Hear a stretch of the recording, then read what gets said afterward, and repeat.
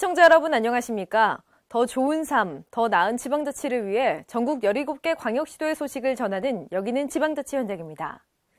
동남권 신공항 입지 선정과 관련해 부산시는 가덕 신공항 건설을 추진하고 있는데요. 사전 타당성 용역에서 고정장애물 평가 항목이 빠진 데 대해 부산 시민들이 강력 반발에 나섰습니다.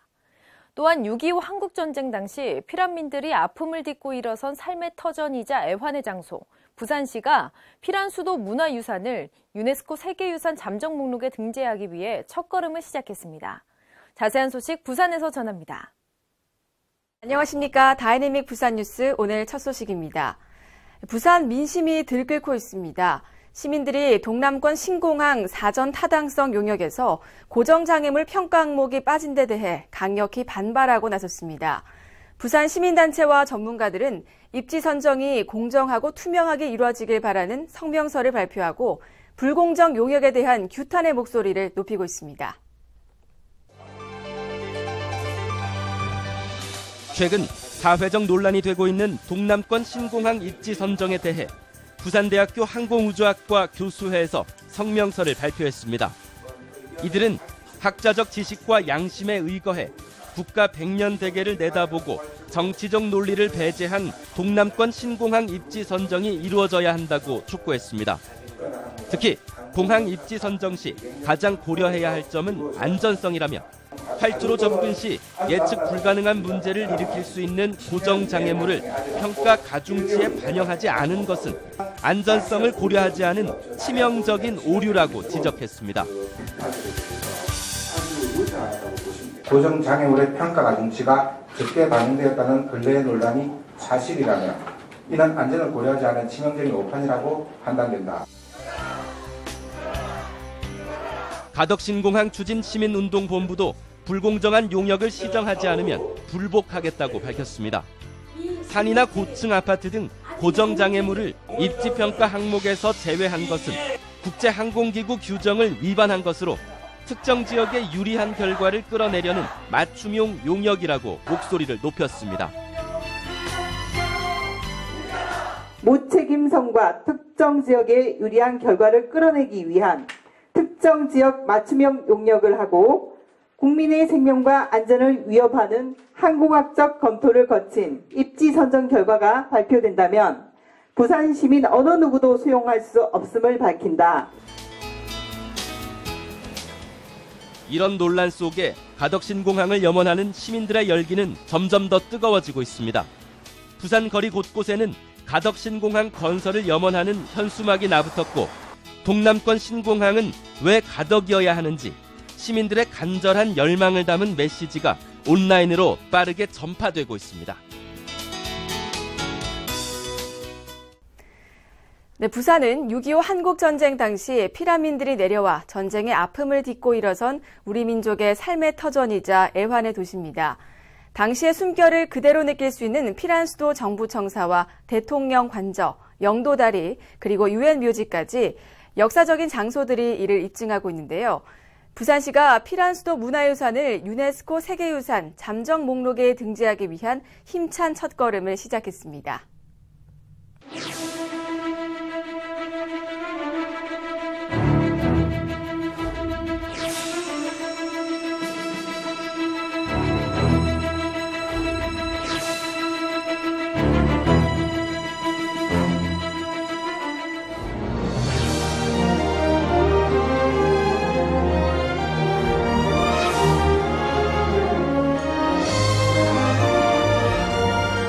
대한민국 피란수도 부산의 유산을 유네스코 세계유산 잠정 목록으로 신청하기 위한 첫 설명회가 부산시청에서 열렸습니다. 부산시는 지난 1년간 피란수도 유형자산 264개와 무형자산 200여 개 가운데 전문가와 시민 설문조사, 전수조사를 통해 세계유산으로 가치가 높은 대상 유산을 선정했습니다. 당시 부산 임시수도기념관과 임시정부청사, 유엔 묘지, 영도다리, 보수동 책방 골목, 가덕도 등대 등 피란민들의 애환과 소통의 상징을 담은 18곳에 25건이 선정됐습니다. 비난 수도를 세계유산으로 추진하는 과정에서 이런 부산이 갖고 있는 어떤 특별함이 드러나는 시작이 되는 그런 좋은 계기가 됐다고 생각합니다. 이번 설명회에서는 추진 계획과 협력 방안에 대해 집중 논의했습니다. 특히 피란 수도의 원조 물자 수입과 보급을 담당했던 제1부두 안벽 무량장은 북항 재개발과 맞물려 있어 일부 조정할 부분과 주택가의 위치에 시민들의 접근이 어려운 임시수도 기념관을 역사타운으로 조성하자는 내용, 시민 동참을 이끌어내는 방법 등 다양한 의견이 쏟아졌습니다. 국민이나 정부가 생각할 때 그거에 대한 설득을 하는 작업들, 그러기 위해서는 지금 피난 수도가 갖고 있는 유산들의 좀 이렇게 문화재적인 어떤 그런 수준을 끌어올리는 작업들이 매우 필요하고요. 부산시는 올 하반기 문화재청 세계유산 잠정 목록을 신청한 후 6.25 전쟁 당시 원형과 진정성을 널리 알려나간다면 짧게는 7년, 길게는 10년 안에 세계 문화유산 등재가 가능하다며 전방위적인 노력을 아끼지 않겠다고 밝혔습니다. 지난해 국제소비자 가전박람회는 가상현실이 다시 IT 생태계의 한복판에 등장할 것임을 예고했습니다. 10년 후면 미래 주력 산업이 될 것이라며 구글과 페이스북, 삼성이 가상현실 기기와 플랫폼 생산에 열을 올리고 있는데요. 실제 가상현실 콘텐츠는 절대 강자가 없는 새로운 시장으로 주목받고 있습니다.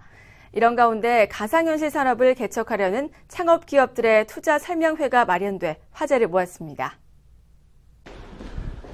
이 영상은 태양의 후예로 한류 스타에 오른 송중기 씨가 9시 뉴스를 출연하기 위해 대기실에서 엘리베이터를 타고 올라가는 모습을 360 카메라로 담은 가상현실입니다.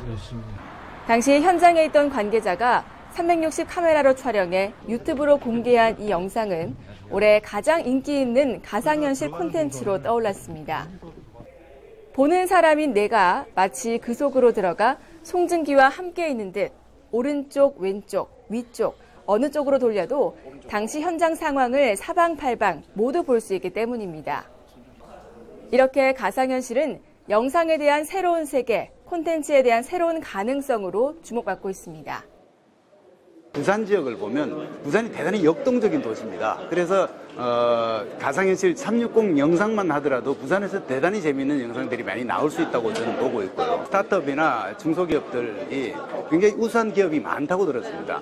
그럼에도 불구하고 중앙정부와의 연결고리 때문에 제대로 지원을 못 받는 그런 기회를 못 잡는 경우가 많다고 들었는데 저도 이번에 왔으니까 그런 기업이 없는지 한번 잘 살펴보도록 하겠습니다.